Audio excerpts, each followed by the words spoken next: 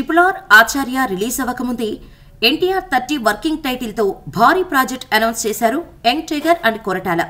అయితే RRR hit అయింది కానీ ఆచార్య దారుణంగా ఫ్లాప్ అయింది. ఎంతలా అంటే ఆచార్య సినిమా రిలీజ్ అయిన తర్వాత కొరటాల మహా అయితే 2-3 సార్లు మీడియా ముందుకు వచ్చి ఉంటాడు. అది కూడా ఎన్టీఆర్ 30 ఓపెనింగ్ డే, దేవర పార్ట్ 2ని అనౌన్స్ చేసినప్పుడేనని చెప్పాలి. ఈ లెక్కన ఆచార్యతో కొరటాల ఎంత హర్ట్ అయ్యాడో అర్థం చేసుకోవచ్చు. కావాల్సింది మాటలు కాదు చేతలు అంటూ సైలెంట్గా వైలెంట్గా దేవర షూటింగ్ చేస్తున్నాడు. స్క్రిప్ట్ కోసం చాలా సమయం తీసుకున్న కొరటాల షూటింగ్ను మాత్రం పక్కా ప్లానింగ్తో అనుకున్న సమయానికి కంప్లీట్ చేశాడు. ఇప్పటికే దేవర 80% షూటింగ్ కంప్లీట్ చేసుకుంది. జనవరిలో ఫస్ట్ వీక్లో గ్లింప్స్ రిలీజ్ చేసి అదే సమయంలో దేవరకు ప్యాకప్ చెప్పేసి పూర్తిగా పోస్ట్ ప్రొడక్షన్ వర్క్పై ఫోకస్ చేయనున్నాడు కొరటాల.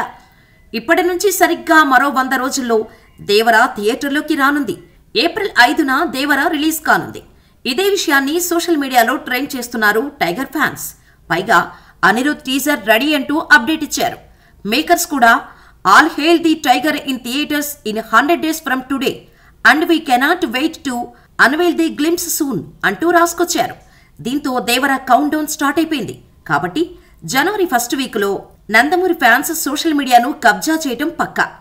సముద్రం బ్యాక్ డ్రాప్లో తెరకెక్కుతున్న దేవరలో జాన్వీ కపూర్ హీరోయిన్గా నటిస్తోంది. సైఫ్ అలీ ఖాన్ విలన్గా నటిస్తుండగా అనిరుద్ మ్యూజిక్ అందిస్తున్నాడు.